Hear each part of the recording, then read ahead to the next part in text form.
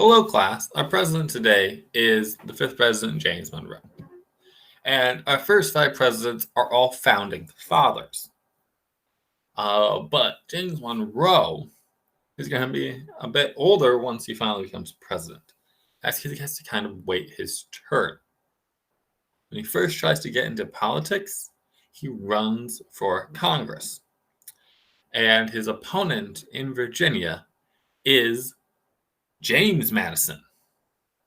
So voters choose between James Madison and James Monroe. James Madison wins with 57% of the vote. That doesn't mean they won't become friends later in life. James Monroe was born on April 28, 1758. He died on July 4th, 1831.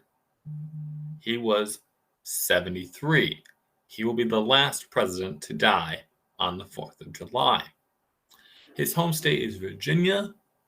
4 out of the first 5 U.S. presidents are slaveholding men from Virginia. Okay. For religion, he had been Anglican, and then later he is Episcopal. Okay. His wife is one Elizabeth Monroe. So his party at this point is a very well-established party, is the Democratic Republican Party. During his presidency, the Federalist Party is going to collapse. And so everyone's going to be in this broad umbrella of Democratic Republican. And so it doesn't end up meaning very much. But he is very much on the old Jeffersonian side of the debate. He was president from March 4th, 1817 to March 4th, 1825. He steps down after 2 terms. There was nothing in the Constitution that stopped him from going for a third. And his vice president was a guy called Daniel D. Tompkins. So James Monroe is younger than people like George Washington. But when he's 18 years old, he's involved in the Battle of Trenton. And you've probably seen some depictions of the Battle of Trenton because it is preceded by George Washington crossing the Delaware. And in this battle, the Battle of Trenton, he's 18 years old, he gets a shoulder wound and it nearly kills him. So, at that point, Washington is, 44 and he's 18. So that's where he's at.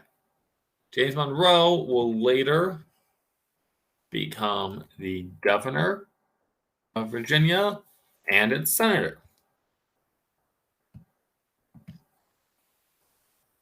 Now, during the Madison presidency, he is going to become the Secretary of State.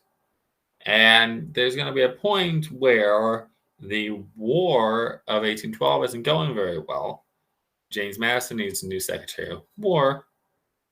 James Monroe said, let it be me. He's like, well, you're already Secretary of State. He said, let me do both. And so there is a period of time in which James Monroe manages to be both Secretary of State and Secretary of War. Because apparently that is something you can do simultaneously. Doesn't seem like the best idea, but he did it. And people are sold that the War of 1812, which was essentially a tie, is a win for the Americans. So he goes there, and James Monroe's presidency is called the Era of Good Feelings. And part of that is like in 1820, he literally is unopposed for re-election. The Federalist Party has collapsed. He has no real opposition. Everyone's this big tent party, Democratic Republicans. However, he is involved in a very contentious fight near the end of his presidency for the Missouri Compromise, in which the balance of states is going to be messed up, with Missouri coming in as a slave state. In the United States Senate, everyone gets 2 senators, and so it have been kept equal by the amount of slave and free states. So Missouri Compromise, Missouri is allowed to come in as a slave state, and Maine joins the Union as a free state. So it kind of kicks the can down the road with the Civil War issues. And then James Monroe is interesting because he has a capital named after him. And it's not in the United States. Monrovia is the capital city of the African country of Liberia. And it's called that because James Monroe was a prominent supporter of the American Colonization Society. And which that idea here was, even though James Monroe himself had slaves, and eventually there would be an end to slavery. And what would be done with the slaves is they would be shipped back to Africa, this area of land, the United States, with Liberia. So because of that, it's named after him, Monrovia. Only 2 presidents have world capitals named after them, George Washington and James Monroe. And then James Monroe will have a relatively short post-presidency. And by the time he becomes president, he's nearly 60 years old. And he'd been fighting with George Washington when he was 18. And it took a while for him to kind of wait his turn.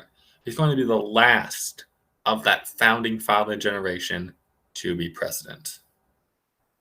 Okay, next time, we will talk about one John Quincy Adams.